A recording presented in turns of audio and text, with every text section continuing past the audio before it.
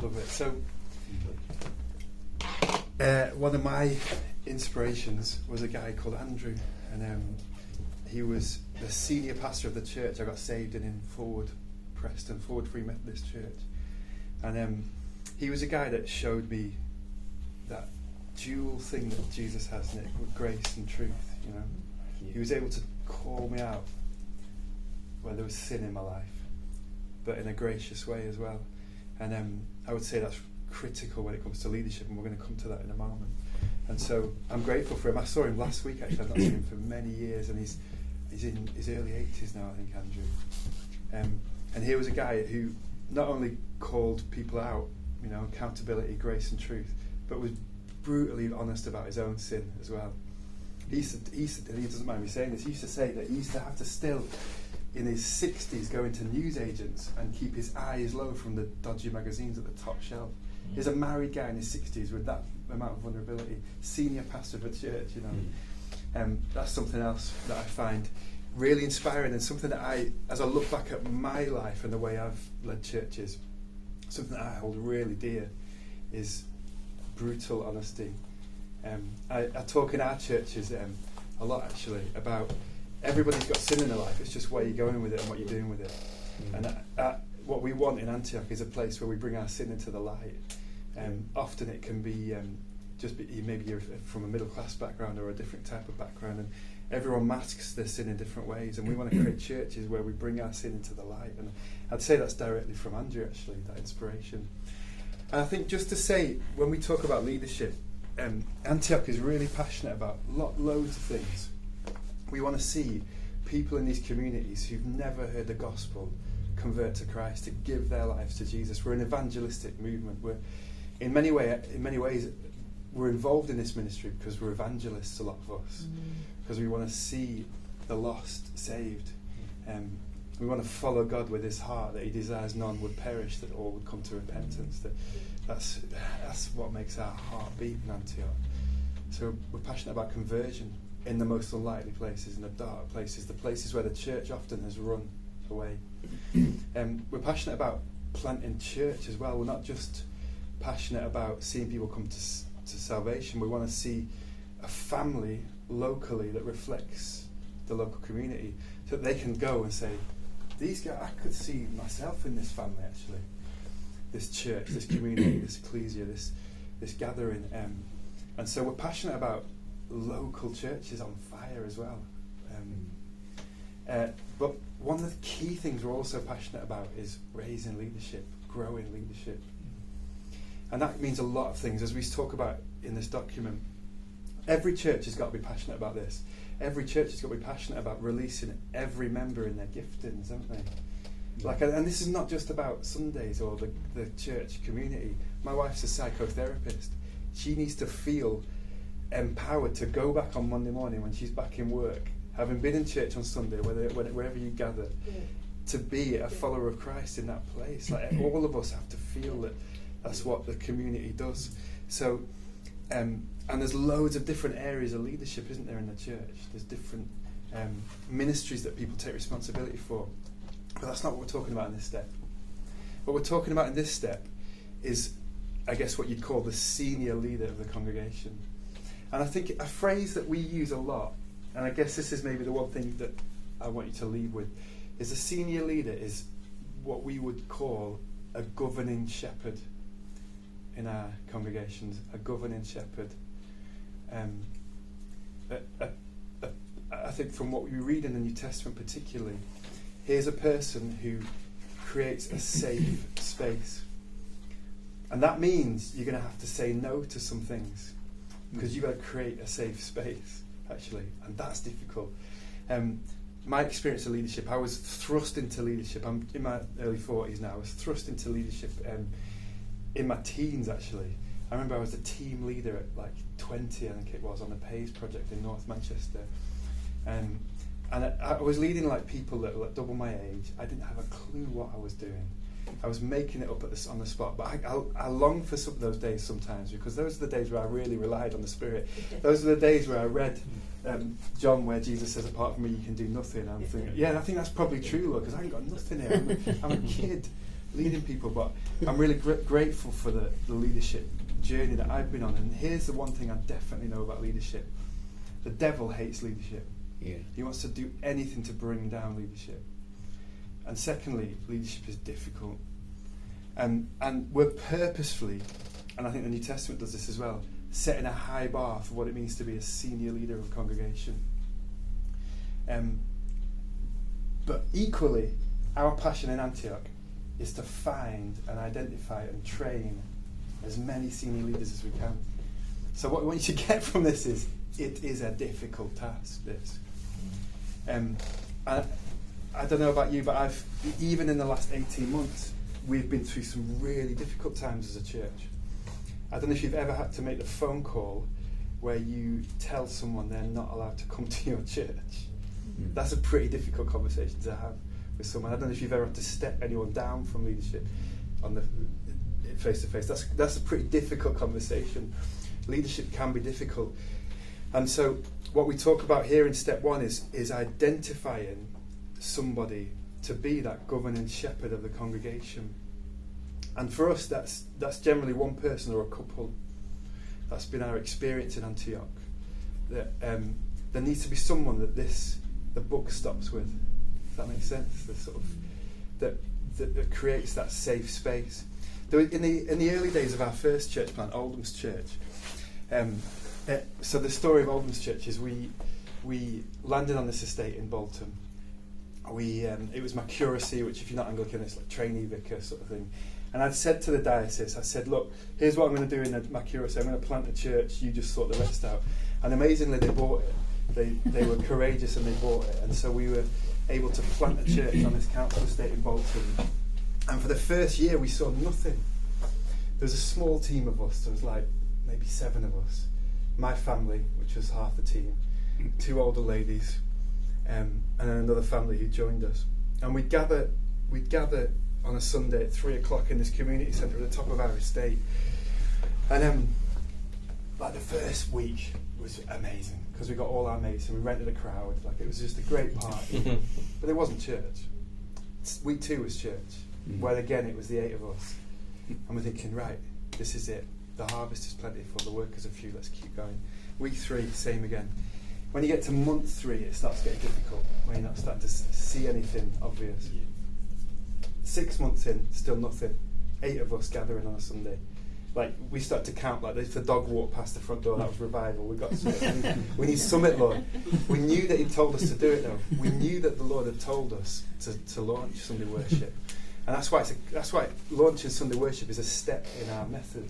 There's a point at which you're going to launch some sort of weekly worship gathering. 8 months, 9 months, 10 months, 11 months, just nothing. And like when we're a buildingless network, Antioch, so we don't own any buildings. That means we rarely have storage. We're lugging sound systems around.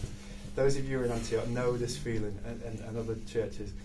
You're setting up the equipment again, the coffee machine, instant coffee machine, and it's when you get to month 11, you're like, maybe we heard the Lord wrong. Maybe we'll just go to comfy home-based ministry again, where we can just stay in our PJs, like we'll just have people around, we'll just hang out.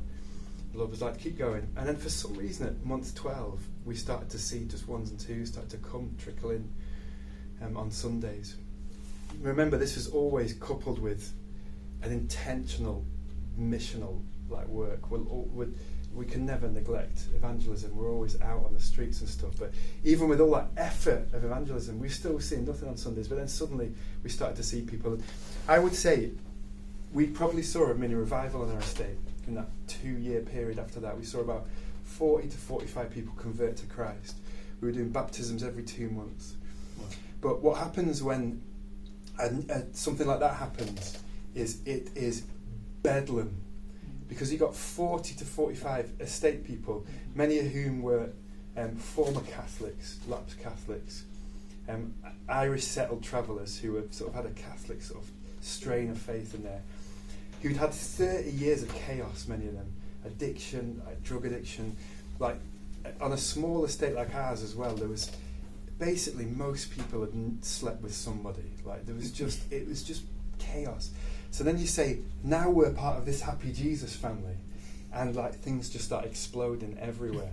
And so, you know, when you're talking about maybe 60 people in the room, 40 to 45 of which at this point are brand new Christians, and thankfully we only had 2 fights in that period in a church service at the back of church. But what it meant was that we got to teach what the scriptures teach about being the family of Jesus, being what does conflict look like.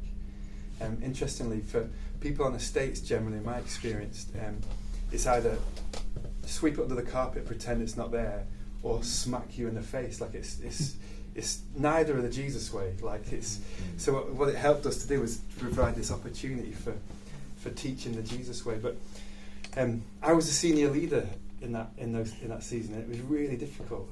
It was painful. In fact, we say in Antioch that as a senior leader, any type of leadership, but particularly senior leadership, you're going to get injured for Jesus. It's a great opportunity to participate in the fellowship of Christ's sufferings, senior leadership particularly, because you're going to get injured. You're going to get projected onto from people. They're going to take their issues and make them yours. You're going to become the target for all sorts of trauma and darkness that are in people's lives. So, governing shepherd is what we're going for. And that's why the second step is just as important as the first step, actually. And the second step is train leaders. Because as quickly as we can as a network, when we identify leadership or potential leaders, we want to wrap around all sorts of support, family, like learning community, accountability, mentoring. Because we did like an informal study of churches that have failed, basically, churches that have folded, and there's lots of common threads, but one of them was isolation and a leader feeling like they're on their own. And so that's part of the reason why Antioch exists, actually, a network, a family that looks out for people. I can turn to Ram, and I know some of the things Ram's going through because he's a senior leader in our network, and he can look at me and think, I know Ben's been through some of that stuff as well. And there's nothing quite like that, knowing that there's people down the road that've got your back. So leadership is hard, but we want to find new leaders, because the church historically has been terrible at finding the diversity of leaders, especially when it comes to a state ministry, in my experience, actually. Often it is a certain type of leader, particularly in the Anglican Church. You look at the ordained ministry in the Anglican Church, and horrifically it's basically white middle class. And you look in the New Testament at leadership, and there's diversity there in terms of the leadership that is growing up in that pool. And so we want to try and be observant of our blind spots when it comes to identifying leaders, because we've all got them. Here's a few little things that I've learned along the way in terms of identifying leaders. There's some people who say they're leaders and they are. There's some people who say they're leaders and they're certainly not. There's some people who say they're not leaders and they are. There's some people who say they're not leaders and they're not. The key way to work out whether someone has got leadership is just to observe them. And particularly observe them in times and seasons of trial and suffering and conflict. So, doing planting, trust me, times of conflict are coming, like, to your church. We've just come through a major one in our church at the moment, and we thank the Lord that we're in calmer season. But we know there might be another one coming at some point. But what's beautiful about those moments is you can see the leaders. You can see whether someone really is a leader there. And then you can quickly gather around that person and start to do that apprenticing thing.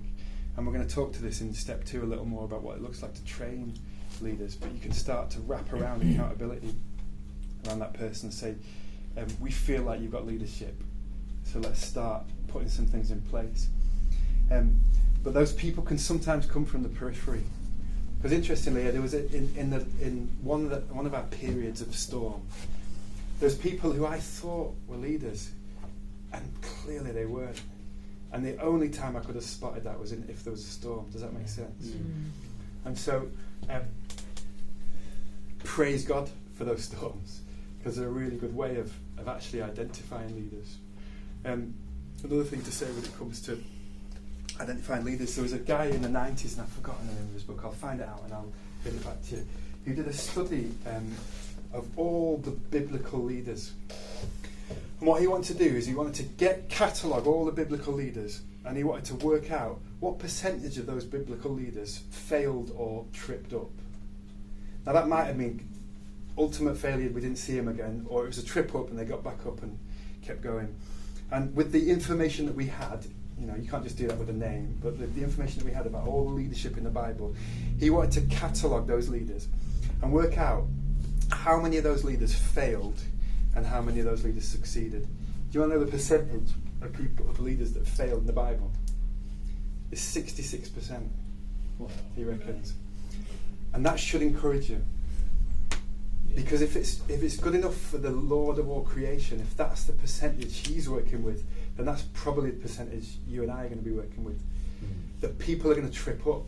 The problem is we certainly in the world that I've been in, there's someone maybe is converted to Christ and they're discipled well. They're in those discipleship mechanisms, formal and informal, in our churches, and they're starting to bear fruit. They're starting to show character as well. And then too quickly often we put them on a pedestal. Yeah. And actually, I don't think pedestals are that bad. We're talking about testimonies here. We're talking about promotion of what the Lord has done in someone's life. I'm not against that really particularly, but it's just fascinating that sometimes we do that too quickly in my experience. But the chances are with that person, they're going to trip and they're going to fail at some point. And how are you going to handle that is a key question. We've had many experiences of that in our churches, actually. Somehow, I guess subconsciously, maybe we think that because we're investing all this time in this person, or we've got these structures in place ready for this leader, that it's going to be good. And yet, of course, we'd love them to have a smooth journey of discipleship with no trip-ups. But I look at my own life and think, well, that ain't going to happen, because my life has been full of trip-ups. And so I find that really encouraging. Although it's quite disturbing when you hear it at first, it's actually quite an encouraging thing, because we should come to expect that our leaders are going to trip up and fail. So therefore, what are we going to do? How are we going to wrap around those leaders? How are we going to make sure that they've got accountability? We run lots of recovery groups in our churches, because often in our States churches we have addiction and destructive habits, and it's a key discipleship thing. And in our churches we've got, praise the Lord, we've got stories of people with 20-year heroin addictions getting clean and stuff. But just because you get rid of heroin addiction doesn't mean you haven't dealt with all the sin in someone's life. In fact, in my experience, it's actually quite easy to get rid of a heroin, a Class A addiction. It's the character defects that are underneath that addiction that are years in the making and years in the transforming. So how are we going to wrap around that person? And in our recovery groups, we often talk about, it's not whether you trip up, it's whether you get back up again. And I think that's a key thing in enabling leadership and growing leaders. People are going to have a go and they're going to fail, and that's quite costly. But it comes with the territory. It came with the territory for the Lord of all creation. 66% of biblical leaders fail, so we shouldn't expect any different. I want us to get into groups in a minute, and excuse my scattergun now, just sort of giving you lots of different things. And in step 2, we're going to talk a lot more about the mechanics of what it looks like to train leaders, to grow leaders, to actually take someone from that place and bring them to over here. But I think this step is so important, because as Antioch, what we notice a lot, actually interestingly, is people want to start with everything but the leader. And what I mean by this is we often get people approaching us and saying, can you plant a church? Can you help us plant a church? And we'll say, brilliant, I love your passion. So what's the big idea? What do you want to do? Well, we want to plant a church. We've got this community here, and we want you to plant a church here. And then the next question is, so who's the leader? Well, we haven't quite got that far yet. There isn't a leader yet, but we definitely want to do something here. And what we've learned over the years is we've done a lot of the place first, leader second. Generally, it sometimes works, but in our experience, what works much better is find a leader and work out where they want to plant. In our experience, that seems to work a little more fruitfully. And so that's why this step is one of the reasons it's so important. We lead a church now, me and Ames, and I'm going to come into land this. I'm going to get you to talk over time, just for a few minutes. sometimes it might be you that needs to go.